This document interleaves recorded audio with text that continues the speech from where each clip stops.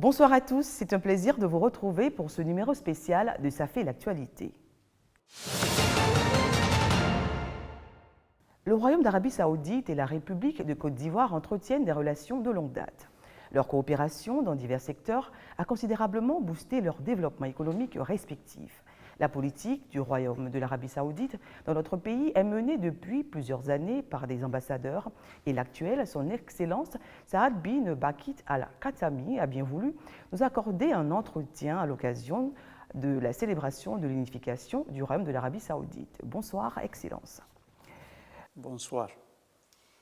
Et pour vous interviewer, je ne serai pas seule, je serai avec mon confrère Alassane Parguendrabo. Il est journaliste, présentateur à la RTI. Bonsoir Alassane. Bonsoir Aficiata, bonsoir Monsieur l'ambassadeur. Excellence, vous êtes en Côte d'Ivoire depuis 6 mois maintenant, vous avez eu le temps de faire un état des lieux. Alors dites-nous, quelles sont les relations entre le Royaume de l'Arabie Saoudite et la République de Côte d'Ivoire? Effectivement, ça me fait à peu près 6 mois en Côte d'Ivoire. Et dès le premier jour de mon arrivée à Abidjan, nous sommes en train de travailler de manière constante. On a parcouru plusieurs domaines d'activité entre les deux pays, coopération entre les deux pays, notamment dans le domaine de l'organisation du Hajj, précisément à travers l'initiative de la route de la Mecque. Cette initiative qui est appliquée en Côte d'Ivoire, la Côte d'Ivoire a été choisie comme le 7e pays auquel ces initiatives ont été appliquées. Et dans le domaine aussi humanitaire, on a distribué des aides aux Ivoiriens pendant le mois du Ramadan. Dans le domaine du développement également, une délégation du Fonds saoudien de développement venue en Côte d'Ivoire pour suivre le projet du fonds en cours d'exécution en Côte d'Ivoire. Il y a eu aussi la visite du conseiller de la Cour royale, Ahmed Ben Katan, qui a eu une audience avec M. le Président de la République et Madame la ministre d'État. Et ça, c'est de manière générale. Je voulais ajouter à cela également la coopération dans le domaine politique, que ce soit au niveau bilatéral entre les deux pays et au niveau multilatéral au sein des organisations internationales. Et sur ce point-là, les domaines de coopération entre les deux pays sont nombreux. On peut citer, entre autres, les étudiants qui se rendent en Arabie Saoudite pour étudier depuis les années 80 jusqu'à aujourd'hui. Alors, Excellence, vous parliez tout à l'heure de la visite à Abidjan de l'émissaire du roi de l'Arabie Saoudite, Sa Majesté Salman bin Abdelaziz Al Saoud. Il a fait venir donc à Abidjan Ahmed bin Abdelaziz Katan, qui est donc son émissaire, qui a été reçu par le président de la République, Alassane Ouattara. Qu'est-ce qu'on peut retenir de cette rencontre?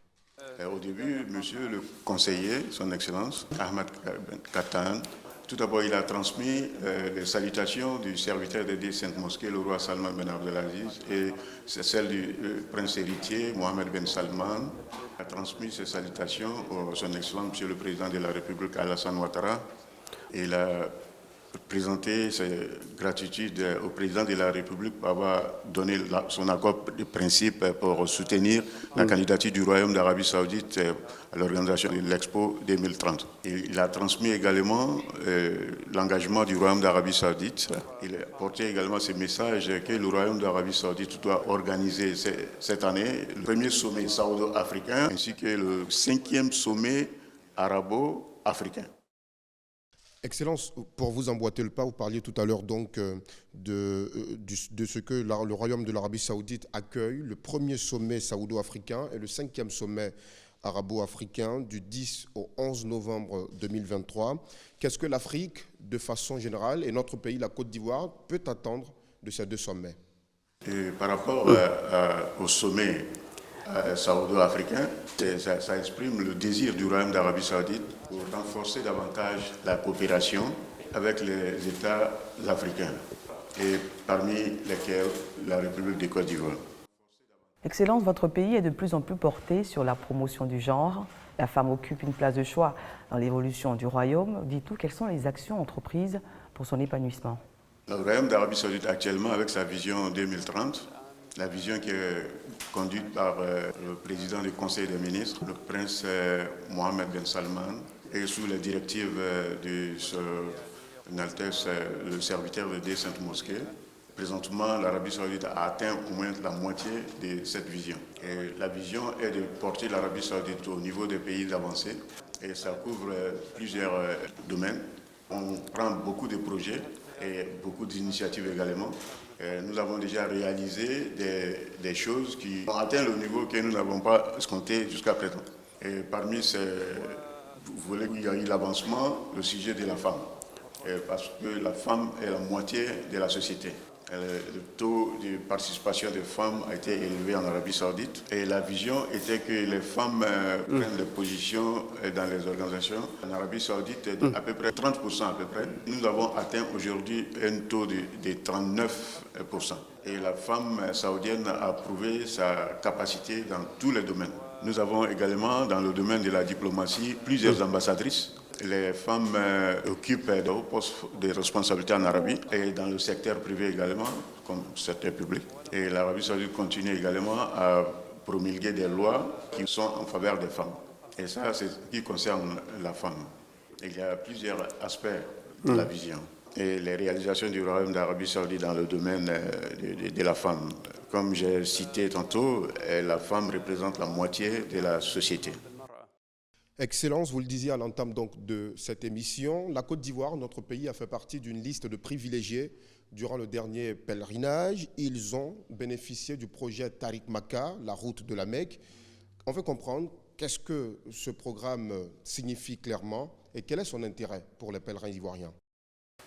L'initiative La route de la Mecque fait partie de la vision des initiatives qui prend soin aux hôtes d'Allah, les pèlerins. Et ça fait partie de la vision 2030 également. L'exécution de l'application de l'initiative La route de la Mecque a été appliquée cette année en République de Côte d'Ivoire ici. Et la Côte d'Ivoire a été comme 7e pays auquel l'initiative a été appliquée. Et cela vient de la décision du Royaume d'Arabie Saoudite pour donner des services et prestations qu'il faut aux invités d'Allah. Et c'est ce qui est du coutume en Arabie Saoudite depuis l'époque du père fondateur, le roi fondateur, Aziz, qui est paix à son âme, et tous les rois qui ont précédé, et le roi Salman Ben Abdelaziz, que Dieu le protège, ainsi que le prince héritier Mohamed Ben Salman, que Dieu le protège également. L'application de la route de la Mecque, l'objectif vise à faciliter les tâches pour les hôtes, les pèlerins, les hôtes d'Allah. Et leurs bagages sont remis ici à Abidjan à travers des sociétés spécialisées et ils vont recevoir les bagages à leur arrivée à la Mecque. Et cette initiative rend facile les choses aux pèlerins. Moi, personnellement, j'ai travaillé avec beaucoup, fourni beaucoup d'efforts pour l'application de cette initiative. Je remercie le gouvernement de la République de Côte d'Ivoire, avec à sa tête le président Alassane Ouattara. Je remercie également Madame la ministre d'État, ministre des Affaires étrangères, et le ministre de l'Intérieur, qui ont contribué de manière très forte au succès de cette initiative. J'ai également appris à travers leur coopération l'importance que la Côte d'Ivoire donne aux pèlerins. Je remercie également l'équipe saoudienne qui est venue pour l'application de l'initiative. Des jeunes filles et des jeunes garçons ont fait leur travail avec professionnalisme. Je me suis rendu là, sur le terrain pour voir effectivement leurs efforts. L'initiative a eu beaucoup de succès en Côte d'Ivoire. Ça m'a fait porter beaucoup de bonheur, moi, personnellement. Alors, vous le dites, Excellence, c'est une initiative, le projet Tariq Makka, qui a apporté énormément de bienfaits aux pèlerins ivoiriens. Alors, ils se demandent si Tariq Makka pour la Côte d'Ivoire s'est terminé ou bien s'il y a des perspectives pour les éditions prochaines du pèlerinage à la Mecque. L'initiative, selon ma connaissance, sera continuelle. Et les spécialistes dans les deux parties, ils sont en contact permanent et les contacts, même les préparatifs vont débuter pour le prochain Hajj également. Nous sommes optimistes par rapport à ça. Moi, mes ambitions sont grandes. Je compte poser pierre dans le renforcement des relations entre les deux pays dans tous les domaines. Je profite de cette occasion pour confirmer que toutes les réunions, les rassemblements qui ont été organisés en Côte d'Ivoire ici dans ces deux sens-là, l'Arabie Saoudite a participé dans ces événements. Et je compte travailler dans le domaine du renforcement, dans le domaine de l'investissement et l'échange commercial entre les deux pays. Les domaines sont nombreux. On travaille également sur le dossier de la femme et les enfants. Et outre la coopération qui existe avec le Fonds saoudien de développement et avec le Centre Roi Salman de secours pour les œuvres humanitaires. Alors, Excellence, quels sont aujourd'hui vos projets pour le renforcement de la coopération entre nos deux pays? Moi, mes ambitions sont grandes. Je compte poser mes pierres dans le renforcement des relations entre les deux pays dans tous les domaines. Et dans les domaines dont les coopérations seront plus accrues, entre autres la lutte contre le terrorisme et la lutte contre la corruption. Je profite de cette occasion pour confirmer que toutes les réunions qui ont été organisées en Côte d'Ivoire ici dans ces deux sens-là, l'Arabie Saoudite a participé dans ces événements. Et je compte travailler dans le domaine du renforcement, dans le domaine de l'investissement et l'échange commercial entre les deux pays. Les domaines sont nombreux. On travaille également sur le dossier de la femme et les enfants. Et outre déjà les relations, la coopération qui existe avec le Fonds saoudien de développement. Au plan international, Son Altesse Royale, le prince héritier Mohammed bin Salman bin Abdelaziz Al Saoud, parle de plus en plus de la vision 2030 du développement du royaume de l'Arabie Saoudite. Vous avez parlé tout à l'heure notamment de la place de la femme et de l'enfant au cœur de cette vision. Quels en sont les autres aspects? La vision du royaume d'Arabie Saoudite 2030, c'est dirigé par Son Altesse Royale, le prince héritier, le président du Conseil des ministres, mais le prince Mohammed bin Salman, que Dieu le protège. Et la vision est le reflet des ambitions du peuple saoudien. La vision porte beaucoup de projets, que ce soit au niveau financier et économique, au niveau militaire et la défense, et au niveau aussi de l'éducation, la femme et l'enfant, soutenir les peuples les plus démunis de la société et faire des gros investissements, des grands projets de développement en cours actuellement en Arabie Saoudite. Je vous donne un exemple, comme la ville de Line. Le prince a également annoncé la mise en place d'une ligne aérienne dénommée ligne de Riyad. Et il y a le projet aussi de développement de Riyad, le parc Roi Salman à Riyad également. Plusieurs projets en cours. Je vous mettrai les détails à votre disposition. C'est un secteur de développement qui comprend tous les aspects de la vie. On a fait beaucoup de réalisations déjà dans ces domaines-là. Et également, entre autres, le domaine du tourisme fait partie également le développement, l'extension des saintes mosquées. Nous ambitionnons de faire de sorte que millions de musulmans se rendent en Arabie Saoudite pour ces deux lieux saints. On a fait beaucoup de réalisations dans tous ces domaines déjà. On a rénové des lois et puis des systèmes pour faire développer également le système judiciaire en Arabie Saoudite.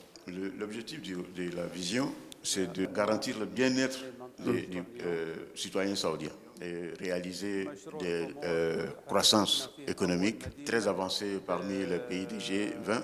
Le sujet de la vision pour parler de ça, ça prend beaucoup de temps et c'est une vision prometteuse. Et ça vient d'un leader charismatique et le peuple aussi en fait partie. Il espère qu'il a pu répondre un peu à vos préoccupations. Ce 23 septembre 2023 marquait le 93e anniversaire de l'unification du Royaume de l'Arabie Saoudite. Excellence, dites-nous, que représente cette célébration pour votre pays? Par rapport à la commémoration de l'anniversaire de l'unification du Royaume d'Arabie Saoudite, cette unification qui a été faite par le roi fondateur Abdelaziz. L'Arabie Saoudite était des péninsules différentes, diverses, des tribus différentes, et des tribus dispersées. Et le roi Abdelaziz a commencé à unifier ces tribus et ces péninsules en 1932. L'unification a atteint le bout en 1932, 3 septembre précisément 1932. Et l'Arabie Saoudite a fait un bond d'une situation qui était quasi inexistante et pour atteindre le niveau d'un pays avancé. Et ça a été fondé à travers des hommes qui ont eu la volonté libre pour construire une nation, une patrie, et dont la constitution, doctrine est le livre saint, le Coran et la sunna du prophète. Et à travers ces années, le développement a continué. L'Arabie saoudite aujourd'hui est le leader du monde islamique avec la présence des 2 lieux saints chez lui. L'Arabie saoudite fait partie des pays des G20 parmi les économies les plus prospérées dans le monde. L'Arabie saoudite envisage maintenant la stabilité et le développement économique et social. Les sentiments sont vraiment fusés aujourd'hui avec espoir pour l'avenir.